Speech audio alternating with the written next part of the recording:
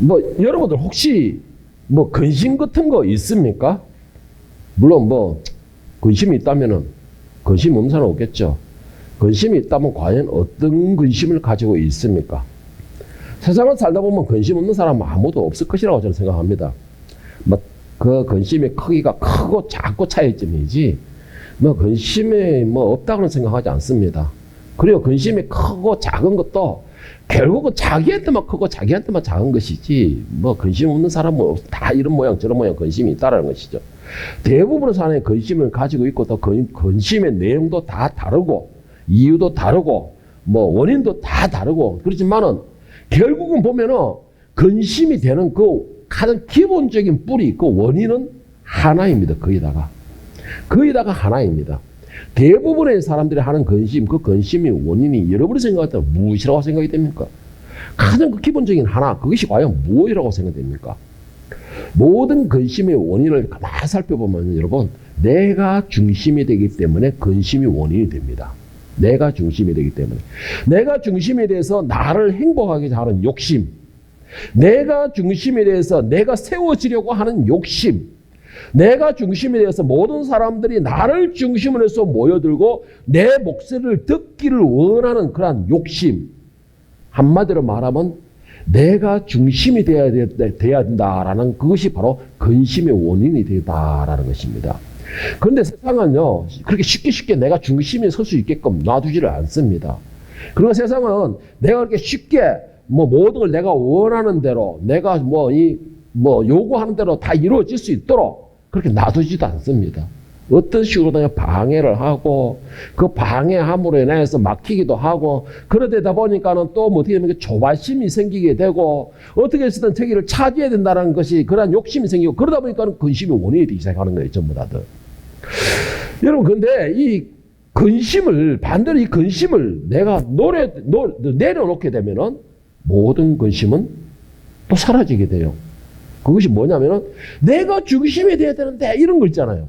아까 말한 것처럼 내 중심으로 움직여야 되는데 하는 거고 내가 무조건 그들만 세워져야 되는데 하는 거. 이 모든 것을 이 욕심을 내려놓으면 근심이 사라지게 된다는 것이죠. 어떻게 내려놓느냐? 내가 중심이 되는 것이 아니고 하나님을 중심으로 모시는 겁니다. 나를 우러러 보게 하는 것이 아니고 그리스도의 십자가를 우러러 보게 하는 것입니다. 나의 목소리를 듣고 내 목소리 중심으로 움직이는 것이 아니고 그리스도의 십자가를 우러보고 그리스도의 말씀을 듣게 하는 것입니다. 그러다 보면은 내가 중심이 세워질 이유가 없지요. 내가 중심이 서지 않은 거기 때문에.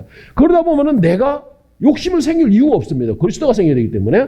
그러다 보면 섭섭함도 없어지는 것이죠. 그러다 보면은 당연히 근심도 없어지는 것이에요. 근심도. 그런데 이 간단한 위치가 쉽지는 않습니다. 여러분. 쉽지는 않아요. 그럼 우리는 입으로는 아니다. 나는 무조건 예수님이다. 아니다. 나는 무조건 내 동료다. 아니다. 나는 직장이 먼저다. 난 욕심이 없다라고 하지만은 은연중에 모든 사람의 마음속에는 욕심이라는 것이 있습니다.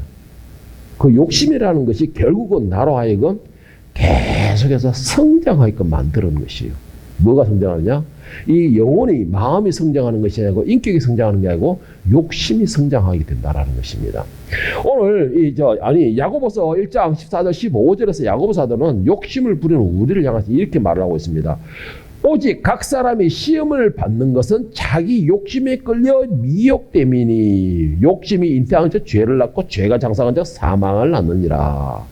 욕심이 잉태하니까 근심이 생기게 되고 근심이 쌓이다 보니까 죄가 낳게 되고 죄가 계속 쌓이다 보니까는 사망을 낳게 되는 것입니다. 내가 왜 어려웠냐? 욕심 때문에 어려진다라는 것이죠. 내가 왜 환난을 겪느냐? 욕심에 의해서 환난을 겪게 된다라는 겁니다.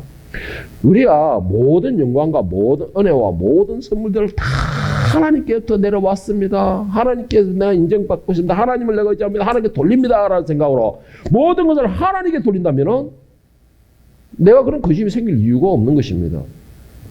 저는 분명히 말씀드리고 싶은 게 있습니다. 세상에서 내가 누리고 있는 모든 것 중에서 아무리 세상에서 누리고 있는 작은 거 하나라도 내 것은 없습니다. 여러분. 내 것은 없다라는 것이에요. 작은 것도 내 것이 없는지 큰 것을 내가 욕심을 부리니까는 근심이 되는 것이에요. 작은 것도 내 거를 못 만들어주게 큰 거를 내 걸로 만들어니까는 욕심이 생기게 되는 것입니다. 다시 말해서 지금 내가 누리고 있는 모든 것은 하나님께서 잠시 나에게 맡겨두신 것이에요. 맡겨두시면서 사용하라고 주신 것입니다. 그러면 왜 맡기셨느냐?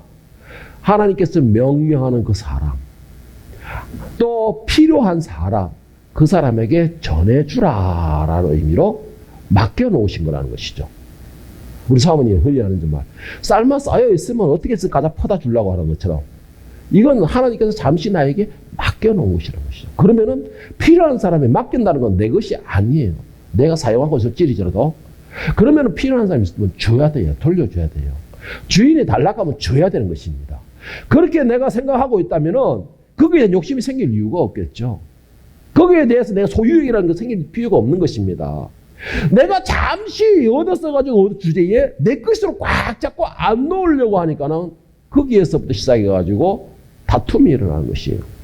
섭섭함이 일어나는 것입니다. 불만이 일어나게 되는 것이죠. 그러게 되니까 결국은 뭐예요? 근심의 원인이 됩니다. 어떻게 하면 이걸 돌려주지 않을까? 어떻게 하면 이걸 영원히 내 것으로 소유할 수 있을까?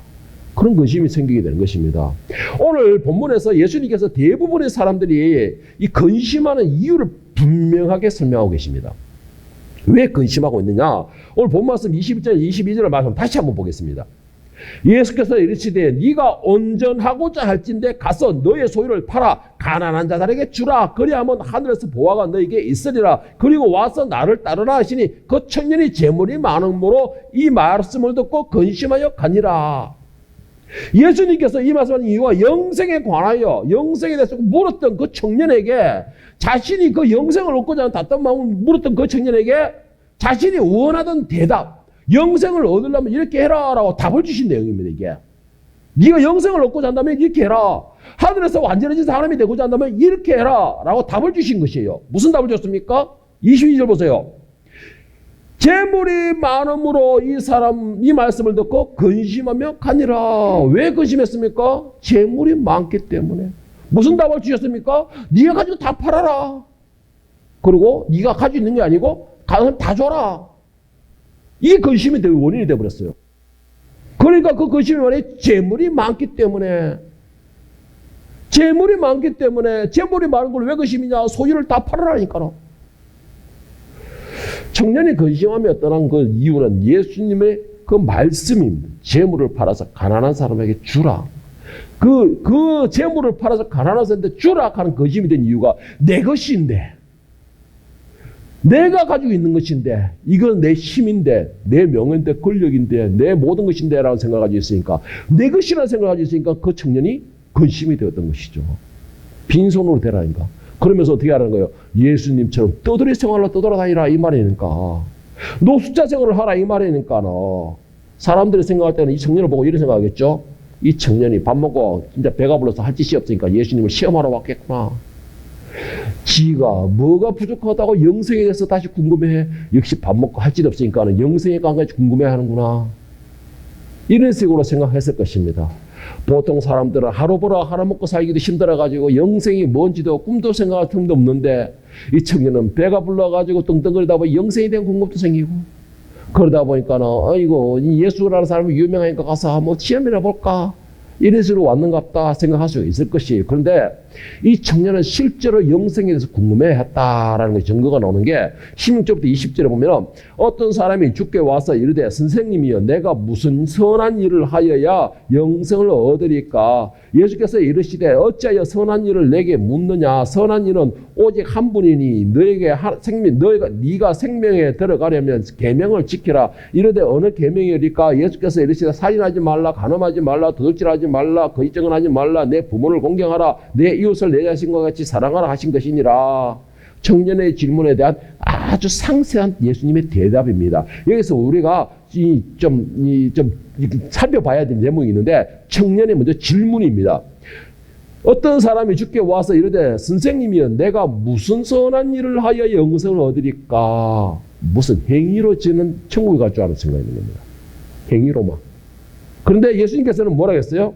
행위가 뿐만 아니라 첫째로는 뭐가 있습니까? 첫째로는 계명을 지켰느냐라는 것입니다. 하나님의 말씀을 지켰느냐라는 것이에요. 여러분 모두 우리가 아무리 선한 일, 착한 일을 많이 한다고 하나님을 알지 못한다면 그 사람은 죄인이밖에 없어요. 근본적인 죄를 해결하지 못했기 때문에. 그래서 모든 일의 가장 기본은 하나님의 말씀을 지켰느냐라는 것이 중요합니다. 그래서 예수님께서 청년에게 묻기를 네가 먼저 하나님의 말씀을 지켰느냐라고 말을 하니까 청년이 이거는 내가 지켰습니다라는 것이에요. 지켰습니다라는 것입니다. 그리고 두 번째가 가장 핵심적인 것입니다. 오늘 이 말씀에 예수님께서 답을 주셨지만 이 답이 궁극적인 답은 되지는 못해요. 왜? 그 답은 그 뒤에 나오는 예수님의 말씀이 정답이기 때문인 것이에요. 그 뒤에 오는 19절 말씀에 내 몸을 공개하라 했으니 내 이웃을 내 자신과 같이 사랑하라 하신 것이니라 했습니다. 그럼 다시 말해서 뭐예요? 한마디로 사랑했느냐 이 말입니다. 사랑했느냐 이 말이에요. 여러분 율법을 지키는 거 중요해요. 율법을 지키는 거 중요합니다. 그런데 율법을 지키는 것에서 끝난다면 그 율법은 나를 오히려 올가매는 것이 됩니다. 이거 올가매는 것이 돼요. 자, 그런데 예수님께서 말씀하시는 거를 먼저 말하는 게 사랑하라 하신 것이니라. 그런데 사랑하는 뭐냐? 실천이 따라가야 되는 겁니다. 실천이 따라가야 돼요. 여러분, 말씀을 지키는 것을 끝나는 게 아니고 말씀은 실천까지 돼야지만이 완전한 율법이 되는 것이에요. 완전한 것이 됩니다. 오늘 보면 19장 20절 21절 다시 보면 그 청년이 이르되 이 모든 것을 내가 지켰사온데 아직도 무엇이 부족하니까 이 청년이 말한 것이 뭐냐? 내가 율법을 다 지켰습니다. 이 말은 무슨 말이냐? 인간이 주는 그 지식의 율법을 내가 다 지켰습니다. 이 말이에요. 지식의 율법을 다 지켰습니다. 이게 무슨 말입니까? 보면은 자, 예수님께서 뭐라고 말씀하셨죠? 이르되 계명이 오니 예수께서 이르되 살인하지 말라, 간음하지 말라, 도둑질하지 말라, 거짓증을 하지 말라, 내 부모를 공경하라, 내 이웃을 사랑하라. 이 청년이 말한 사랑은 베푸는 사랑이고 내가 희생하는 사랑이 아니고 그냥 해코지 안 하는 것마다 사랑이라고 알고 있는 것이죠. 해코지 안 하는 것마다 사랑이라는 것이죠. 자, 이 모든 것을 지켰느냐? 그러니까 나는 자신 있게 지켰습니다. 지켰습니다. 그러니까 모세의 율법, 우리 제사장들의 율법, 학자들의 율법 다 지켰습니다. 그런데도 뭐가 부족합니까? 이 말은 뭐예요? 그럼에도 내가 채워지지 않습니다. 이래요. 자, 그러니까 예수님께서 하신 말씀이 그 다음에 하신 대답이 뭐예요? 그런데도 부족하니까, 그러니까 부족하다, 네 말대로 부족하다. 21절에 예수께서 네가 언제나 오잘진데 가서 너의 소를 팔아 가난한 자들에게 주라. 그리하면 하늘에서 보화가 내게 있으리라. 그리고 와서 나를 따르라. 청년이 지킨 것은 지식을 지킨 거지만 예수님께서 지키라는 것은 실천을 하는 것입니다. 청년이 지킨 것은 지식을 지켰고 지식을 알고 있지만 예수님께서 말씀하는 것은 지식과도 부족하다. 그 아는 것을 행해야 된다. 마가복음 12장에는 뭐라고 했냐면 모든 계명은 하나라 했습니다. 뭐? 사랑이라. 사랑이라라는 것이에요. 바로 하나님을 사랑하라, 이웃을 사랑하라. 사랑은 그냥 입으로만 사랑한다 해서 사랑이 되는 거예요? 아니에요, 여러분. 사랑에는 나의 희생이 따라가야 돼요. 예수님께서 우리를 사랑하셨기 때문에 십자가에 죽으신 것입니다. 예수님께서 우리를 사랑하셨기 때문에 고난을 당하신 것이에요. 예수님께서 우리를 사랑하셨기 때문에 우리를 대신해서 수모를 당하셨던 것입니다. 우리가 당해야 할 수모와 고난을 대신 당하기 위해서, 그것을 치료하기, 지불하기 위하여서, 그래서 예수님은 우리를 사랑하는 마음으로 수모와 수치를 당하시고 십자가에 아무 말씀 없이 스스로 달려 죽으신 것이에요. 그 말은 무슨 말이냐? 사랑은 내가 행하는 것이 따라갑니다. 내가 실천이 따라간다는 것이죠. 말로만 사랑한다 되는 것이 아니에요. 부모가 자식을 사랑한다 할 때는 아침에 아니구나. 하여튼 이렇게 매일같이 그걸 위해서 고민하고 염려하고 밥을 해주고 빨래 해주고 청소도 해주고 사랑하기 때문에 이렇게 희생하는 거예요. 부모. 사랑하기 때문에. 사랑하기 때문에 그러게 되는 거예요. 사랑에는 그래서 희생이 필요하다는 것입니다. 그런데 이 청년의 가장 문제점이 뭐예요? 말로 마음은 사랑하되 행동을 따라가 주지 않았다는 것이죠. 행동을 따라가 주지 않았다는 것입니다. 로마서 13장 8절에 10절에서 바오사는 이렇게 말하고 있습니다. 피차 사랑의 빛 외에는 아무에게든지 아무 빛도 지지 말라. 남을 사랑하는 자는 율법을 다 이루었느니라. 간음하지 말라, 살인하지 말라, 도둑질하지 말라, 탐내지 말라 한 것이 그 외에 다른 계명이 있을지라도 내 이웃을 내 자신과 같이 사랑하라 하신 그 말씀 가운데 다 들었느니라. 자, 뭐라고 했어요? 도둑질하지 말라, 살인하지 말라, 탐하지 말라, 욕하지 말라. 이 모든 것이 뭐예요? 이웃을 사랑하라에 다 들어있다는 것이에요. 그 사랑에 다 들어있다는 것입니다. 그리고 10절에 보면은 사랑은 이웃에게 악을 행하지 아니하나니 그러므로 사랑은 율법의 완성이니라. 완성이니라. 지식을 완성시키는 것이 율법의 완성이 아니고 마지막에 이 율법을 행하는 것이 율법의 완성이 되는 것입니다. 그러니까 예수님께서 말씀하시기를 내가 율법을 폐하러 온 것이 아니요 율법을 완성하러 왔노라 하신 말씀이 뭐냐? 나는 그 율법을 완성하기 위해서 너희를 사랑하는 그 마음으로 나의 몸을 나의 생명을 주러 왔다. 이것이에요. 그러니까 내가 사랑하는 마음에 내 희생을 시키는 것이 이게 바로 율법의 완성이라는 것입니다. 여러분 진짜 사랑은요 나를 희생시키는 게 진짜 사랑입니다. 말로만 사랑하는 것이 아니고 그리고 말로만 말씀을 지키는 것이 아니고 그건 율법주의자죠. 오늘 현대에도 이런 사람들 너무 많아요. 말씀을 달달달달 외워가지고 그 말씀대로 살아간다는 것입니다. 그 말씀을 지킨다는 것이에요. 그러면서 정작 혈기나 혈기 다 내고 자기 하고 싶은 말을 다 하는 것이죠. 왜? 율법이 없잖아요. 말에 대해서. 이런 말해라 저런 말해라 하는 말이 없잖아요. 그러니까 자기 혈기 다 내고 하고 다 하고 지키는 것은 어디까지 지킵니까? 이 눈에는 눈. 한 대 맞으면 두 방 때려. 이게까지 지킨다고 요즘에 교인들이. 이거까지 지켜요. 그래서 차 타고 부르릉 가다가 찍으면 야! 니만 잘났나? 나도 잘났다. 나는 레이 타고 있지. 니는 그런 타고 있나? 그것도 안 박아볼까? 차에서 똑같아. 똑같아. 똑같은 이거예요. 여러분. 말씀을 알고만 있으니까 이런 현상이 벌어지는 것이에요. 말씀을 알고만 있으니까. 말씀을 지키는 것은 어떻게 해요? 상대방을 이해를 해주려는 것이죠. 내가 좀 손해를 보고 내가 좀 희생을 하고 내 것을 베풀어 주는 것이고 얼마 전에 누구 그러더라고요. 우리 지선이 그랬대요. 우리 선생님한테 조금 처방을 놔놓고 병원에 가가지고 들어놓고 하비금 300만, 200만 이카고 있다고. 그러면서 우리 선생님 하는 말이 우리 아빠도 많이 처박히고 우리 아빠도 많이 끌고봤는데 우리 아빠는 생전 돈 내라는 소리 한 번 못 봤다. 아이고 차는 박으라고 소모품입니다 하고 가락하더라고. 그렇게 이야기하더라고 하네. 그래서 내가 가만히 보니까 내가 너무 그래서 안 나. 그런 생각도 되게 솔직히 들었는데 맞는 말이잖아요. 그 사람이 박았을 때 얼마나 가슴이 조마조마하겠어. 거기다 대놔놓고 내가 병원에 가느니 물어내라니 가면 그 사람 얼마나 더 가슴이 철내려 않겠습니까? 얼마나 그거가 있어요. 나는 다만 상대방에서 매너만 지키면 돼. 박았으면 와가지고 제일 먼저 이거 괜찮습니까? 죄송합니다. 이런 말 하면 돼. 그거는 누구나 다 실수하는 거니까. 반반은 처박으로 있는 것이 반박고. 그런데 와가 네가 잘하니 내가 잘하니 하면 조용히 나 112 걸어보여. 경찰 불러본다고. 여러분 그 사랑이라는 것은 내가 먼저 희생할 줄 알아야 되는 것이에요. 내가 베푸는 게 먼저 필요하다는 것이죠. 그게 내가 한테 치박는 거 이런 거 이거 모든 게 다 들어가 있는 것이 사랑이라는 것만 있으면 그 모든 것이 다 품어지게 되는 겁니다. 그리고 그 사랑만 있게 되면 내가 근심할 이유도 따로 없어져요. 왜?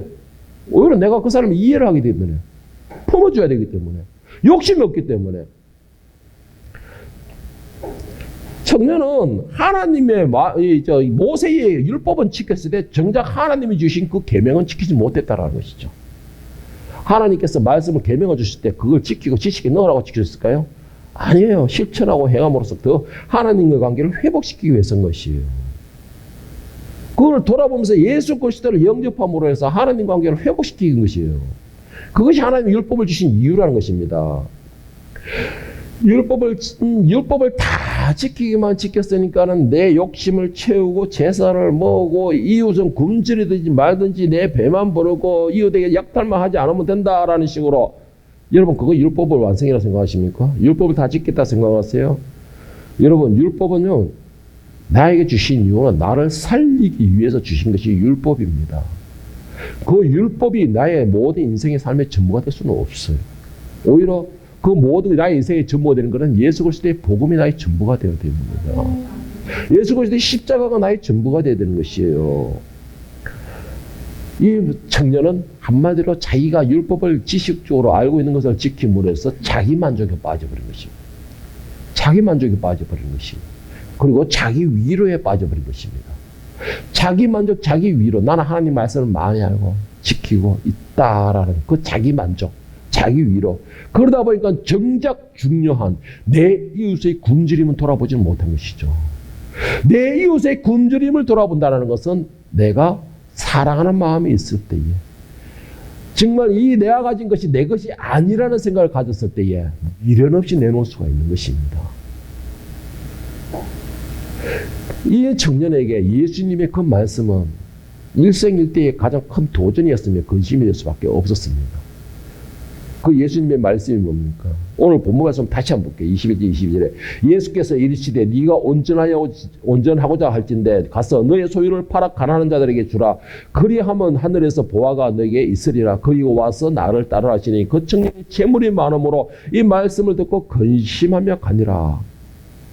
자신의 위로이며 자신의 자랑이며 자신의 힘이 되는 그 재물을 다 팔아서 가난한 사람들에게 주라. 그것을 끝나는 게 아니고 그리고 너는 와서 나를 따르라. 그렇게 한다면 네가 궁금해하고 네가 들어가기를 원하는 완전한 사람이 영생에 이르게 될 것이다. 영생도 버릴 수가 없고 재산도 버릴 수가 없다라는 것이죠. 영생도 버릴 수도 없고 내 명예도 버릴 수가 없다라는 것이죠. 하늘에도 오르고 싶고 내가 다른 사람 위에도 군림도 하고 싶다라는 것입니다. 그런데 하늘에서는 그게 통하지가 않는다는 것이에요. 제가 이제 수차례 말씀드리는 게 있습니다. 하나님은 양다리는 절대 용납하지 않는다라는 거. 양손에 잡고서는 절대로 하나님께서는 그것을 잡아주지 않는다라는 것입니다. 그런데 이 청년은 그것에 대해서 고민을 하게 된 것입니다. 근심이 되기 시작한 것이에요. 어떤 것을 내가 취할 것인가? 어떤 것이 진짜 내게 유익한 것인가? 왜 근심이 됩니까? 재물이 내 것이라 생각하니까 근심이 되는 것입니다. 왜 근심이 됩니까? 명예가 내 것이라 생각하니까 근심이 되는 것이에요. 겸손하고 섬기라니까 왜 근심이 자꾸 쌓이게 됩니까?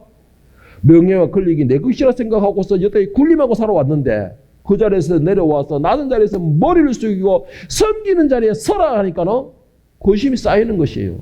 자존심 허락하지 않으니까. 자존심 허락하지 않으니까.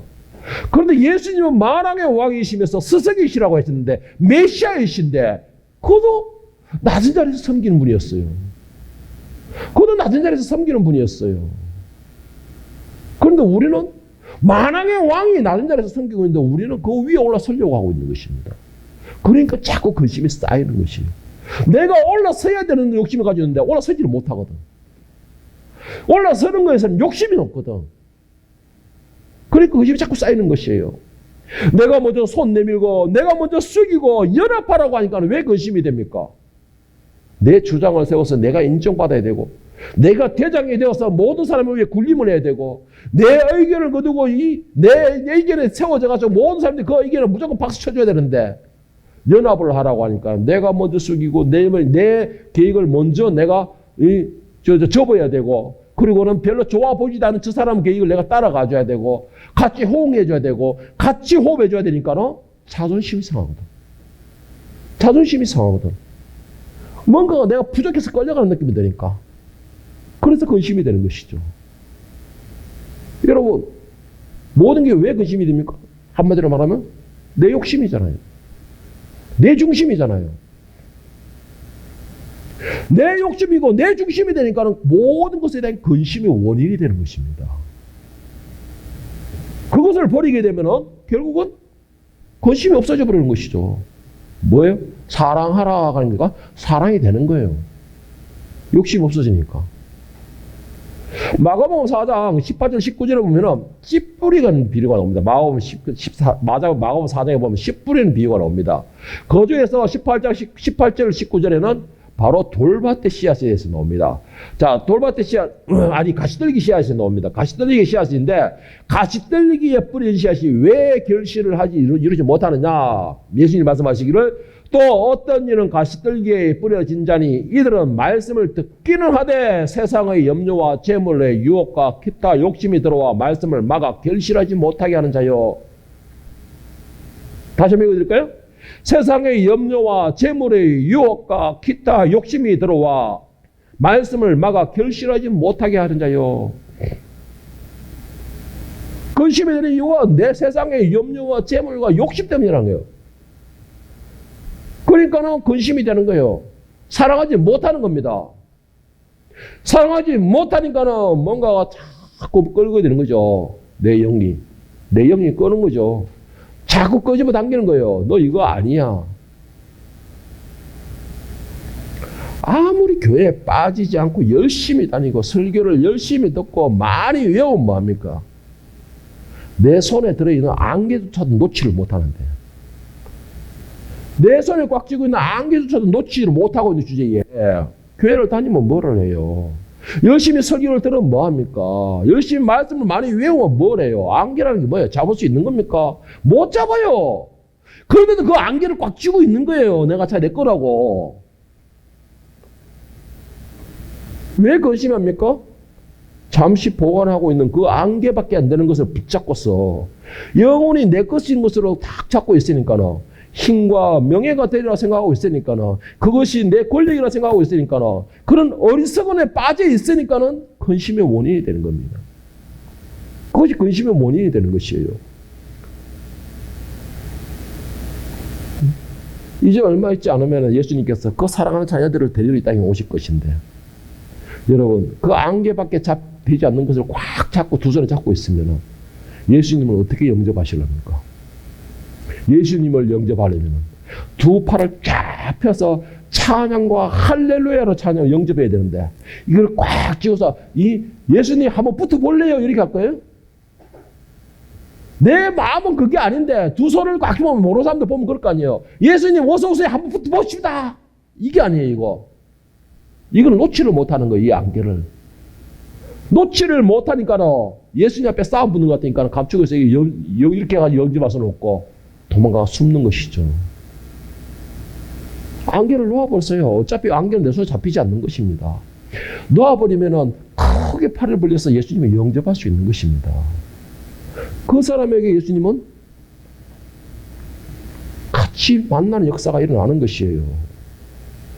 오늘 본문에서 19장 28절 30절 말씀을 다시 보면은, 예수께서 이르시되 내가 진실로 너희에게 이르노니 세상이 새롭게 되어 인자가 자기 영광의 보좌에 앉을 때 나를 따르는 너희도 12보좌에 앉아 이스라엘 12지파를 심판하리라. 또 내 이름을 위하여 집이나 형제나 자매나 부모나 자식이 전투를 벌인 자마다 여러 배를 받고 또 영생을 상속하리라. 그러나 먼저 된 자로 나중되고 나중된 자로 먼저 될지라.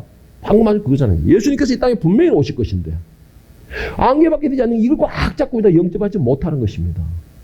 그러나 이것을 놓고서 영접하는 자는 어떻게 한다 했으면 12보좌에 앉아서 심판을 얘기하지 않는다 했잖아요. 멸류관을 쓰게 되는 것입니다. 영원한 나라에서 이 청년이 말한 것처럼 영원한 나라에서 영생하는 생명을 얻어서 천사들의 성경을 받는 역사가 일어나는 것입니다. 놓아보세요. 뭘 그렇게 꽉 쥐고 있습니까? 여러분이 평생이 내 것이라 생각하고 꽉 쥐고 있는 거, 나중에 힘이 지쳐서 나올 때는 아무것도 없을 것이에요. 안개처럼 사라지고 없을 것이라는 것이죠. 그러면 그 사라지는 것 가운데서 영원한 나라의 보좌도 사라지는 것이에요. 같이 사라지는 것입니다. 그러나 처음부터 들고 있지 않으면 영원한 나라에 가서는 오히려 쥐는 것이 일어나는 거예요. 쥐는 역사가. 오히려 쥐는 역사가 일어나는 것입니다. 왜? 하나님이 주어지기 때문에. 하나님이 다시 그 손에 주어지기 때문에 수고했다는 멸류관과 위로와 함께 칭찬과 함께 영원한 나라에 집도 주어주시고, 내가 이걸 꽉 쥐고 있으니까는 이거를 놓지 않으려고 힘은 다 들어가고 사랑은 베풀지 못하고 근심은 근심대로 놓치는 겁니다. 이것을 잃을까 싶어서 근심되고 날아갈까 싶어서 근심되는 것이고, 뭔가가 내가 호흡 불금에도 사라질 것 같다 이거 근심이 되는 것이고, 내가 아무리 꼭 쥐어봤자 그것은 다 사라지는 안개예요, 여러분. 안개예요. 이 땅에서의 근심으로 인하여 영원한 나라의 보좌를 버리지 마십시오. 여러분, 이 땅의 근심을 다 버린다면 반대로 영원한 나라의 풍요로움과 영원한 나라에서 왕노릇할 수 있는 그런 보좌가 주어진다라는 것입니다. 이 땅에서의 근심이 없게 하려면 잠시 나에게 보관되어 있는 것으로 꽉 쥐고서 그것으로 아동바동 근심거리로 만들지 마시고 그 모든 것을 놓기를 축원합니다. 율법의 완성은 사랑이라고 했습니다. 사랑의 기본은 나의 희생입니다. 이 기본적인 것을 마음에 새긴다면 더 이상 욕심으로 내 영혼을 죽이는 어리석은 사람이 되지 않으리라고 생각이 됩니다. 잠시 머물다 갈 이 땅에서 근심을 안고서 안절부절하면서 그렇게 아둥바둥 살지 마시고, 잠시 있다 사라질 안개 같은 것을 잡고서 그것이 사라질까 봐 또 아둥바둥 하지도 마시고, 영원한 것을 소망하고 소유할 수 있는 그런 지혜로운 하나님의 자녀가 될 수 있기를 예수님의 이름으로 축원합니다.